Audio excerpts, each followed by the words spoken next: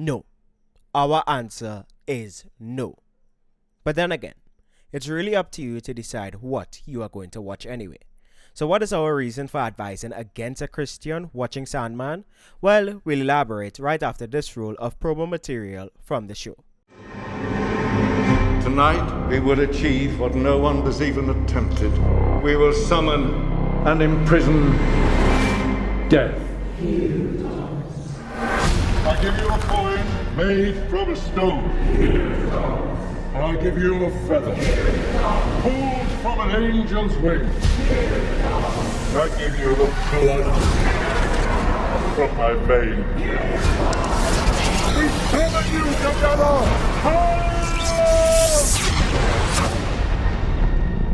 Death has family, desire, destiny, despair. Which one have I got? Dream. You're gonna need all the help you can get.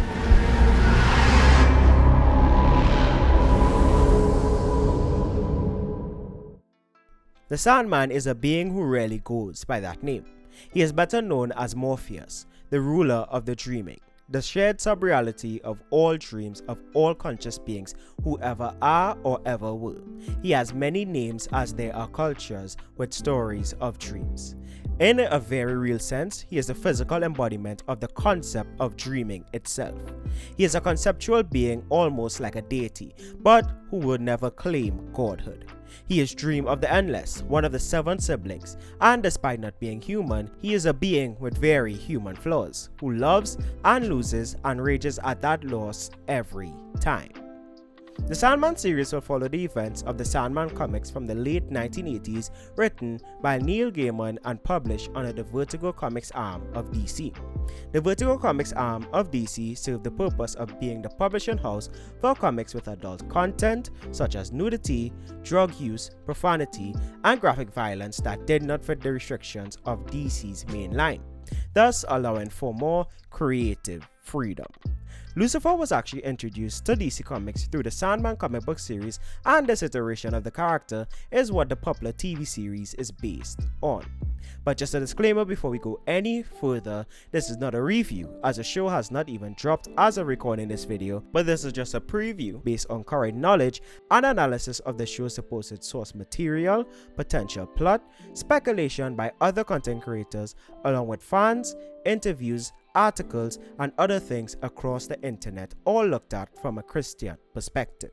And if you are enjoying the video thus far, then please consider leaving a like and even subscribing for more fictional media breakdowns from a Christian perspective. But let's get back into it. So, first thing, let's explain the Endless. According to DC Wiki, the Endless are a somewhat dysfunctional family of 7 siblings who each represent an aspect of life. Dream, death, destiny, despair, desire, delirium, and destruction.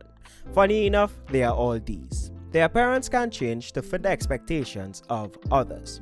The origin and exact nature of the Endless are unknown, and few hints are ever given as to exactly why the Endless exists. It is more implied that they are natural processes, while it is outright stated that they are children of time and night. This may be true only in the abstract sense. The Endless are as old as the concepts that they represent, and although exact ages of any of them are unavailable, only relative ones are, they are known to have at least existed far longer than life on Earth has. This is possible because of the existence of many advanced alien civilizations from long before the creation of the Earth. One example of this is when Dream is recognized by Martian Manhunter as the Dream God on ancient Mars, as well as in another instance which takes place before the Sun's planets have awakened with life. Death has claimed that she was there when the first living thing stirred, and Destiny has said that Dream had given the Earth itself the fond dream of being able to support life. Out of all the Endless, Dream is the most popular of the 7, given that he is the only one who has actually been fleshed out and has an entire comic book series based around him. As stated, this iteration of Dream prefers to go by the name Morpheus, which is the name of the Greek god of dreams. Dream is also associated with Sandman, who is a traditional character in many children's stories and books. In Scandinavian folklore, he is said to sprinkle sand or dust on or into the eyes of children at night to bring on sleep and dreams. Diving into some speculation and known information regarding the upcoming series, the official synopsis of the show is: when Dream is captured by occultists seeking immortality, his absence causes chaos in both the dreaming and the waking world. Finally, free after 105 years, Dream must recover the power that was stolen from him and try to put things right. The journey takes him around the world and into the depths of hell as he deals with wizards, demons, rogue nightmares, and his complicated family. According to a GQ article titled Sandman, A Beginner's Guide, detailing the central narrative of the Sandman comic series that the show is being based on, states, it's a little contrived and video game-ish, following Dream's relatively straightforward quest to recover 3 magical trinkets. Sandman's totems of power are his helm, which according to this video by Netflix Geeked with the Cast states, comics, but in Overture, the source of it is revealed, which is a battle that Dream has with a deposed god who has imprisoned him in the dreaming with his love, Alienora, and he constructs a helmet out of the god's skull and spine, so he never forgets the defeat that he had when he was imprisoned. Along with his ruby and his pouch of sand. In his search for his totems, he travels to hell and has some direct interactions with Lucifer. Initially, at the announcement that Lucifer was going to be played by Gwendolyn Christie, who is a woman, many stated that it was a case of typical gender-bending, supposed beloved characters. Yes, supposedly beloved characters.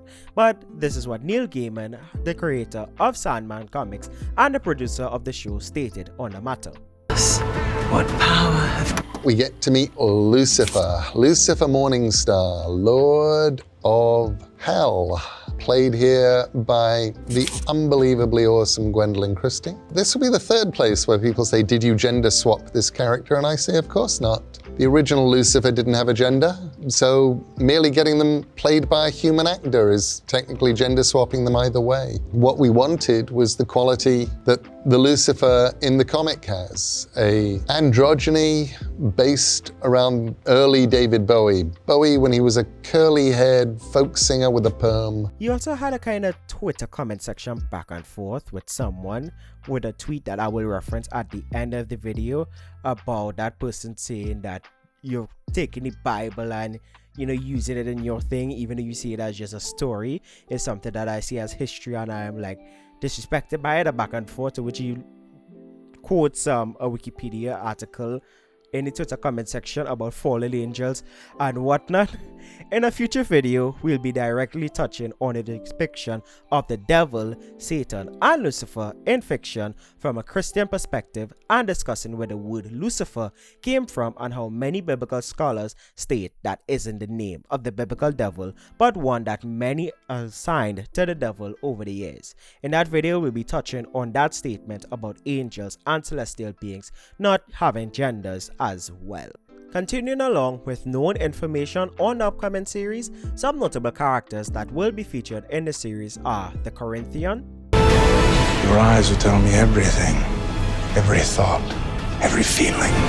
Boyd Holbrook is a fabulous actor, but has a terrible problem, which is he doesn't actually have eyes, he has mouths. For most parts that he plays, he has to wear these prosthetic eyes over his eye mouths to cover up the fact that he doesn't have proper eyes, which coincidentally is what the Corinthian has. The Corinthian is a nightmare who does not have eyes, who is forever seeking the eyes of others, eating them, using his own eye mouths and seeing what they see and experiencing what they experience. Boyd Holbrook, scariest man in the world. Death.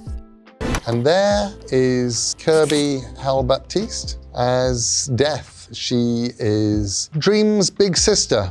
somebody who can speak truth to him. She can tell him what's going on. So what's interesting here is we took the death dialogue from the original comic, but we also went into a short story that I'd written called Winter's Tale, which was illustrated by the astonishing Jeffrey Catherine Jones. And so Death gets to talk not only about being current, joyous Death who understood what they did, but also she gets to talk about what it was like when she had to come to terms with that. When I was writing the comic, I wanted a Death who would be there at the end, who would turn to me and say, you know, you really should look both ways before you cross that street, but who would do it with kindness. Somebody who would be nice to meet. Desire, Joanna Constantine, John Dee, Matthew the Raven, Lucian, and Cain and Abel.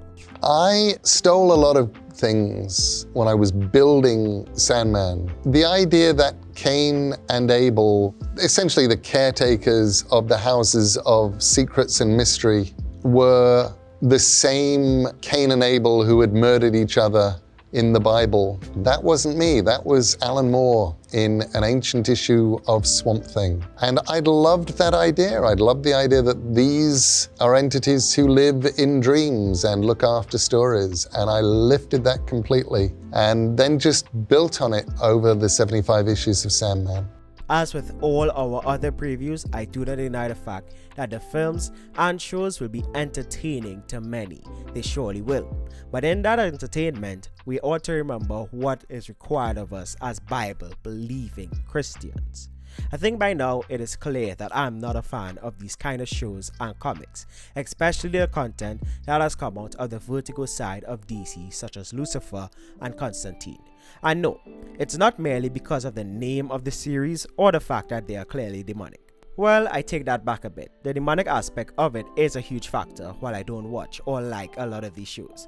Go ahead and leave your comments down below about not having enjoyment, as please do it with no swearing. Really and truly, it's more a sense of these authors have such a fondness with twisting the Bible in as many ways as possible.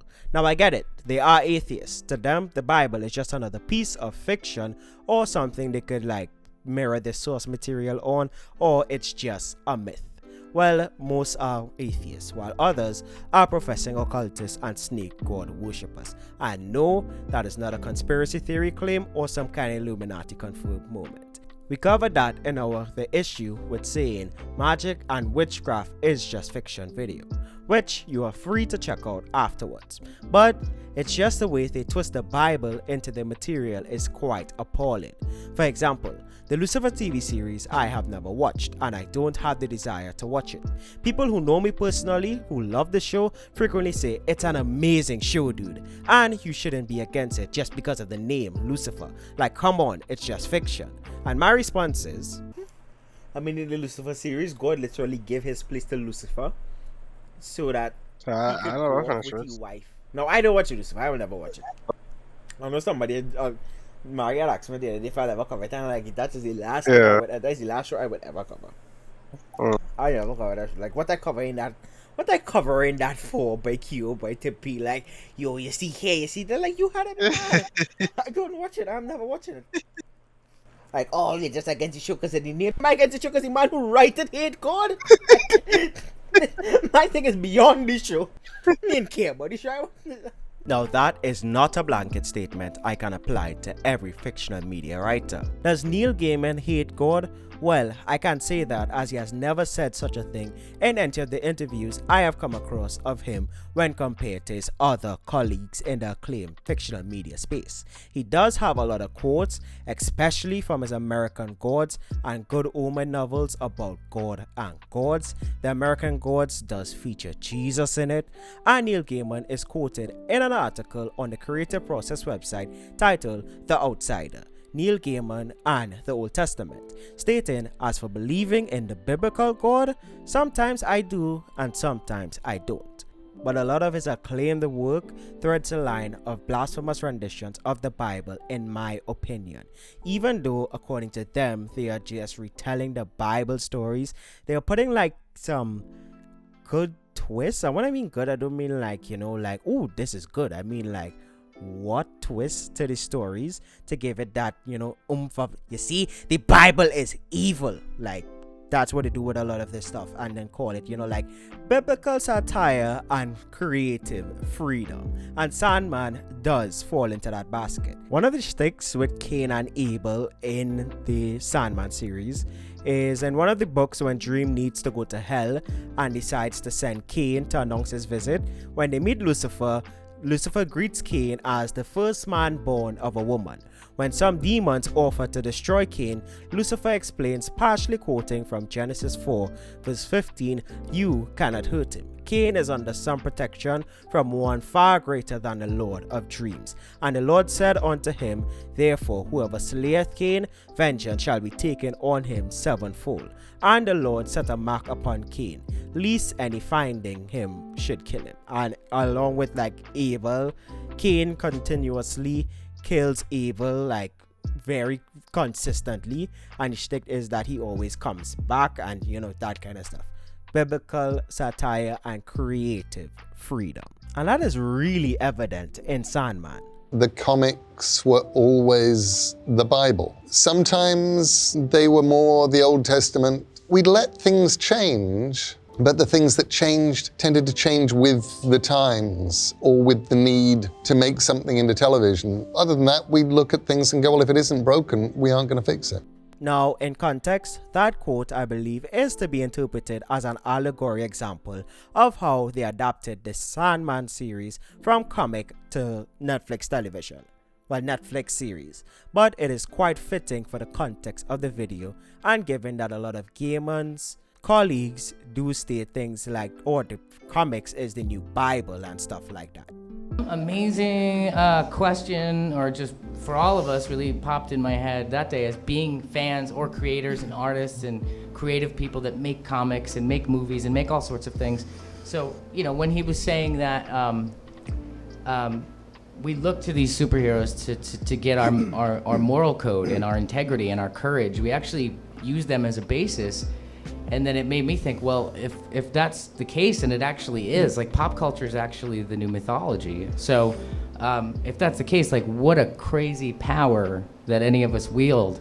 I had described it to him as, it's almost like you're doing an ongoing series of the Bible that people are getting this moral code from. And yeah, almost an ongoing series of the Bible.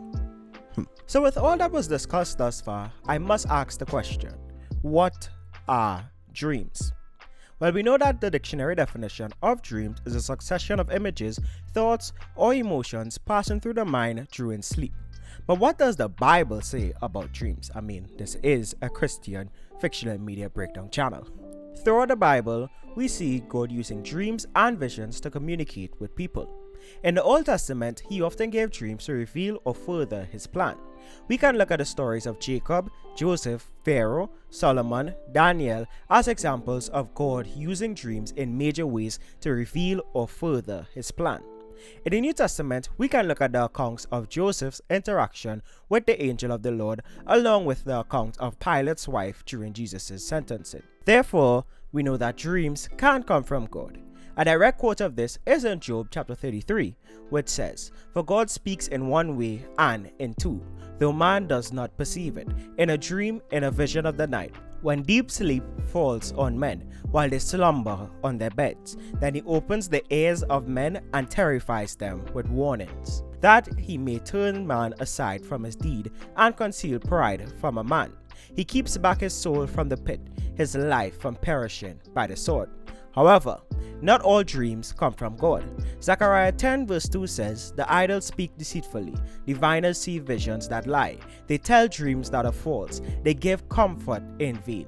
Therefore the people wander like sheep oppressed for lack of a shepherd." Now, there is a wider context to the scripture, but to put it simply, let's just say some people get a dream by demonic influences and then go about passing it on as if the dream came from God.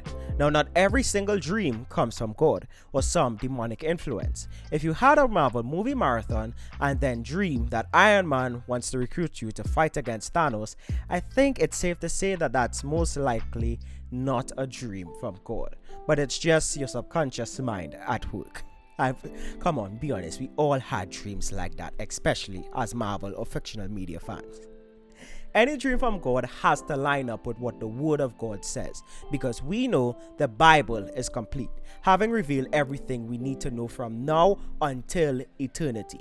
This is not to say that God does not work miracles or even speak through dreams today, but everything God says, whether through a dream, vision, impression, or that still small voice, will agree completely with what He has already revealed in His Word. Therefore, dreams by God cannot usurp the authority of Scripture. But I'll put a pin right there, as we can't go down a completely different direction with that topic. Let's realign it with the actual topic at hand and why I propose the question, what are dreams? Sandman's dimension, the dreaming, according to the wiki, is a metaphysical plane of symbol, belief, and imagination that is ever changing. The inhabitants of the dreaming are called dreams and nightmares. Often they are gods, myths, and even ordinary human beings who later become dreams. Morpheus can also create portals to the dreaming in the waking world. He can cross between worlds at will, and he can create and destroy beings or places within his realm. The promise of it all is that every dream that has ever been dreamed and every thought that anyone has ever thought of exists in the dreaming. Everything from myths to gods to ideas to the events of the Bible, from Genesis 1:1 to Revelations 22:21. Everything.